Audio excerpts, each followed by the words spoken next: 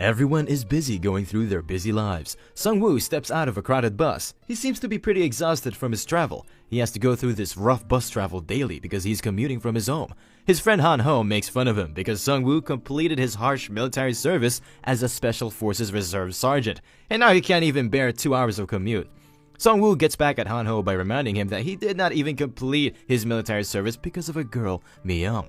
After hearing this insult, Han-ho becomes completely silent, and they head towards their class. On their way, Sung-woo feels a bit bad about the silence of his friend and asks him if Han-ho is crying.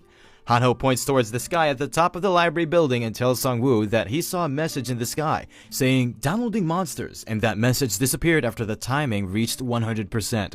Sung-woo thinks Han-ho is sad about his previous girlfriend and he is seeing things in the sky because he spends most of his time playing video games. Sung-woo tells Han-ho to snap back to reality and they both head towards their respective classes. During the lectures, Sung-woo becomes a bit dizzy and it's hard for him to stay awake. Suddenly, a blackout happens and all lights went out.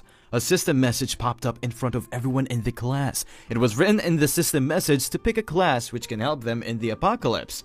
After that, a 15 seconds timer started and different skill cards with stars appeared in front of the class. Some students panicked and asked others not to pick anything because it could be dangerous. Sung-woo is skeptical about them and thinks not choosing a card within the 15 seconds is going to be even more dangerous. Sung-woo tried to pick a warrior card with 2 stars, but a fat kid Min-soo picked it before him, and a sword appeared in his hand. Sung-woo became a bit panicked and picked a random card with the most stars. The card he picked belonged to the 5 stars Necromancer class, and the skill card went inside him.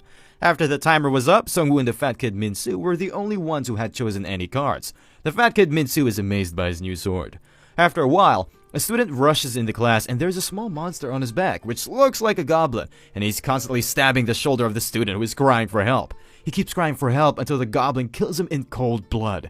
Everyone starts running away from the goblin, leaving Sung-woo at the front because they think it's their turn next. Some students request Min-soo to do something because he's the only guy with the sword, but Min-soo is a coward and he's not quick enough to adapt to this situation. Sung-woo also thinks that depending on Min-soo is useless and he has to get out of this situation on his own. The goblin plunges towards Sung-woo with his small dagger. Sung-woo thinks that he will also be done for if he gets caught up like the previous kid the goblin killed. Sung-woo kicks the goblin with all of his might, which throws the goblin a bit back.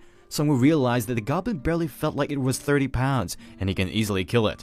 He picks up a chair and smashes the head of the goblin with all of his force. The goblin is defeated, and he receives 10 gold from the system for defeating the goblin.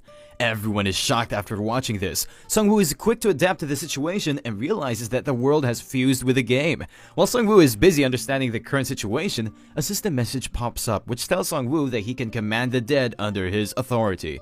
He touches the goblin skeleton option in his command list, and the dead goblin behind him reanimates as a skeleton. At this point, he understands that his Necromancer class allows him to summon the undead beings.